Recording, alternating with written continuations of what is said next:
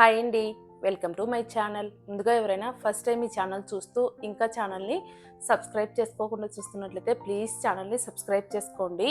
ఇంకా ఇవాల్టి వీడియోలో అయితే వరలక్ష్మి వ్రతం రోజు ప్రసాదంగా పెట్టుకునే పూర్ణం బూరెలు పర్ఫెక్ట్గా ఎలా చేసుకోవాలో చూపిస్తానండి. చాలామందికి పూర్ణం బూరెలు చేసేటప్పుడు ఆయిల్లో వేసిన తర్వాత మొత్తం అంతా ఓపెన్ అయిపోయి ఆయిల్ మొత్తం పాడైపోతుంది అనమాట. అలా కాకుండా పర్ఫెక్ట్గా అన్నీ కూడా పర్ఫెక్ట్ కొలతలతో చూపిస్తానండి. సో వీడియోనైతే ఎక్కడ స్కిప్ చేయకుండా చివరి వరకు చూడండి. చూస్తున్నారు కదా పూర్ణం బూరెలు ఎంత బాగా వచ్చాయో. ఆయిల్లో విడిపోకుండా పర్ఫెక్ట్గా ఎలా చేసుకోవాలనేది చిన్న చిన్న టిప్స్ కూడా మీతో షేర్ చేసుకుంటానండి. వీడియోనైతే స్కిప్ చేయకుండా చూడండి. అలాగే మన ఛానల్లో ఇంకొన్ని ప్రసాదం రెసిపీస్ వీడియోస్ అయితే ఆల్రెడీ అప్లోడ్ చేశానండి. ఆ వీడియోస్ లింక్ అయితే ఈ వీడియోలో డిస్క్రిప్షన్ బాక్స్లో ఇస్తాను, ఒక్కసారి చెక్ చేయండి. పూర్ణం బూరెలు అయితే పైన క్రిస్పీగా లోపల పూర్ణం సాఫ్ట్గా చాలా చాలా బాగుంటాయి అన్నమాట.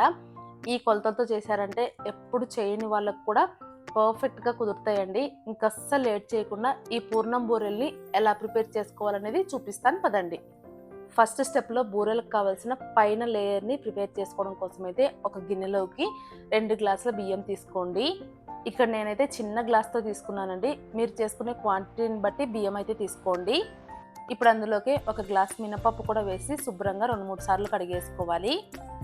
ఇక్కడ మీరు తీసుకునే బియ్యం రేషన్ బియ్యం అయినా తీసుకోవచ్చు, లేదంటే రెగ్యులర్గా అన్నం వండుకునే సోనా మసూరి రైస్ అయినా తీసుకోవచ్చు అనమాట. అలా రెండింటిని కడిగేసుకొని 4 గంటల పాటు నానబెట్టేసుకోండి. అంటే పండగ రోజు ఎలాగైనా కూడా చీకటి ఉండగానే లేస్తారు కదా, సో ఆ టైంలో నానబెట్టుకున్నారంటే తెల్లారేసరికి నానిపోతాయి అనమాట. అలా నానిపోయిన బియ్యం మినపప్పుని మిక్సీ జార్లో వేసుకొని కొద్దిగా నీళ్లు వేసుకుంటూ బ్యాటర్ కాస్త థిక్గా ఉండేలాగా మిక్సీ పట్టేసుకోవాలి. అలాగే ఈ బ్యాటర్ని మరీ మెత్తగా కాకుండా కొద్దిగా రవ్వ ఉండేలాగా మిక్సీ పట్టేసుకోండి.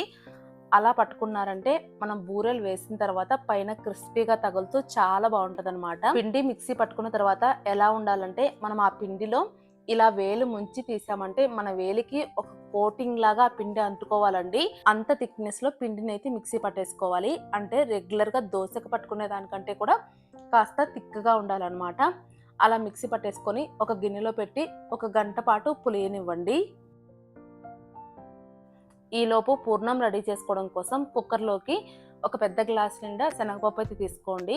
ఇక్కడ నేను తీసుకున్న గ్లాస్తో అయితే శనగపప్పు ఒక 250 గ్రామ్స్ అలా ఉంటుందండి. ఇప్పుడు ఈ శనగపప్పుని శుభ్రంగా కడిగేసుకొని మీకు టైం ఉందంటే కనుక నానబెట్టుకోండి, లేదంటే డైరెక్ట్గా నీళ్లు వేసి కుక్కర్ మూత పెట్టేసి 2 నుంచి 3 విజిల్స్ రానిచ్చుకోవాలి.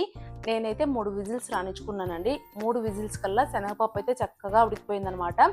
ఇప్పుడు అందులో ఉండే నీళ్లు మొత్తాన్ని పక్కకు తీసేసుకొని ఓన్లీ శనగపప్పును మాత్రమే మిక్సీ జార్లోకి వేసుకోవాలి.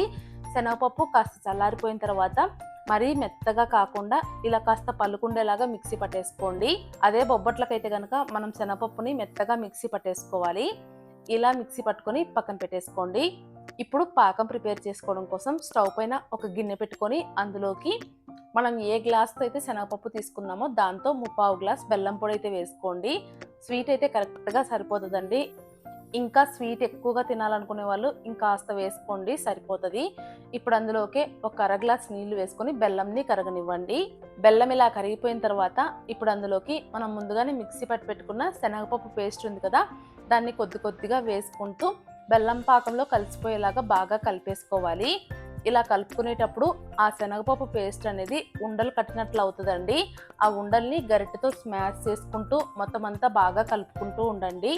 అలాగే ఈ ప్రాసెస్ మొత్తం కూడా మంటని సిమ్లో పెట్టుకొని చేసుకోవాలన్నమాట. ఒకవైపు పూర్ణం ఉడుకుతూ దగ్గరికి వస్తుంది అనమాట. ఇలా కలుపుకుంటూ ఉన్నారంటే కాసేపటికి మొత్తం అంతా ఇలా దగ్గరికి రావడం స్టార్ట్ అవుతుందండి. చూస్తున్నారు కదా, ఇలా కలుపుకుంటూనే మధ్యలో అందులోకి 1 టేబుల్ స్పూన్ పైన నెయ్యి వేసుకొని కలిపేసుకోండి. ఇలా కాస్త నెయ్యి వేసుకోవడం వల్ల టేస్ట్ బాగుంటుంది అనమాట. ఇలా మొత్తం అంతా దగ్గరకు వచ్చేంత వరకు కలుపుకోవాలి. ఫైనల్గా ఫ్లేవర్ కోసం కాస్త యాలకుల పొడి కూడా వేసుకొని మళ్ళీ ఒకసారి కలిపేసుకోండి. ఇలాగే ఒక 2-3 నిమిషాల పాటు కలుపుకుంటూ ఉన్నారంటే పూర్ణం మొత్తం దగ్గరకు వచ్చేసి ఇంకా ప్యాన్ నుంచి సపరేట్ అవ్వడం స్టార్ట్ అవుతుందండి. చూపిస్తాను చూడండి. ఇక్కడ వీడియో క్లిప్లో చూపించిన విధంగా మొత్తం అంతా గిన్నె నుంచి సపరేట్ అయిపోతుంది అనమాట. ఇలా సపరేట్ అయ్యే టైంలో స్టవ్ ఆఫ్ చేసేసుకొని పూర్ణాన్ని పూర్తిగా చల్లారనివ్వండి.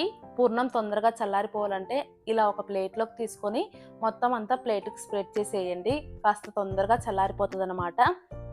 ఈ చల్లారేలోపు మనం ముందుగా రెడీ చేసి పెట్టుకున్న బ్యాటర్ని అయితే కలుపుకోవాలి. అందులోకి లైట్గా చిటికెడంత సాల్ట్ వేసుకోండి. ఇలా సాల్ట్ వేసుకోవడం వల్ల టేస్ట్ అనేది చాలా బాగుంటుంది అనమాట. అలాగే చిటికెడంతా వంట సోడా కూడా వేసుకోండి. వంట సోడా కంపల్సరిగా వేసుకోవాలండి. మనకు అప్పుడే పూర్ణం బూరెలు పైన లేయర్ అనేది కాస్త క్రిస్పీగా వస్తుంది, లేదంటే గట్టిగా ఉంటుంది అనమాట. అందులోకి 1 టేబుల్ స్పూన్ బెల్లం పొడి వేసుకొని కలిపేసుకోండి. ఇలా బెల్లం పొడి వేసుకోవడం వల్ల పైన లేయర్ అనేది సప్పగా లేకుండా ఉంటుంది. ఇంకా మనకు పైన కలర్ అనేది మంచిగా రెడ్ కలర్లో వస్తుంది అనమాట. సో ఇలా 1 టేబుల్ స్పూన్ బెల్లం వేసుకొని మొత్తం అంతా కలిసిపోయేలాగా బాగా కలిపేసుకోండి. ఇలా మొత్తం అంతా కలిపేసుకున్న తర్వాత ఫైనల్ బ్యాటర్ కన్సిస్టెన్సీ అయితే ఇక్కడ చూపిస్తాను చూడండి. ఇలా ఉండాలి. ఇలా ఉంటే గనక మనకు పూర్ణం బూరెలు పర్ఫెక్ట్గా వస్తాయి అన్నమాట.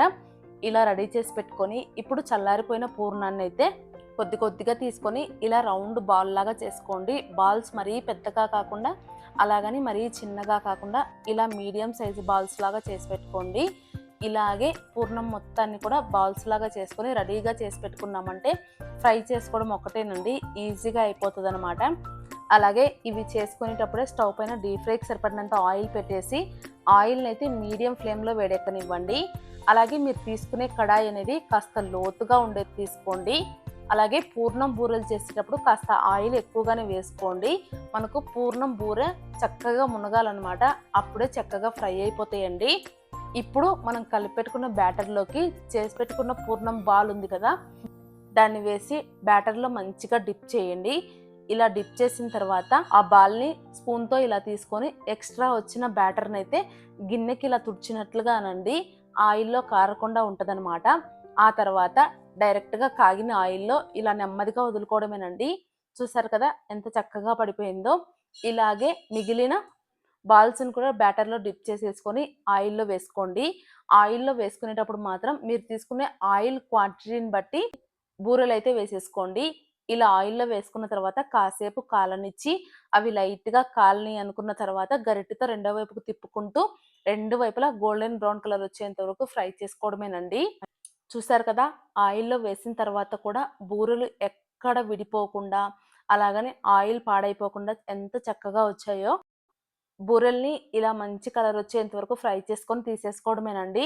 చూసారు కదండి, బూరెల్ని ఎంత చక్కగా చాలా ఈజీగా పర్ఫెక్ట్ కొలతలతో ఎలా చేసుకోవచ్చు అనేది చూపించాను కదా. మీరు కూడా ఈ వీడియో చూశాక తప్పకుండా ట్రై చేయండి.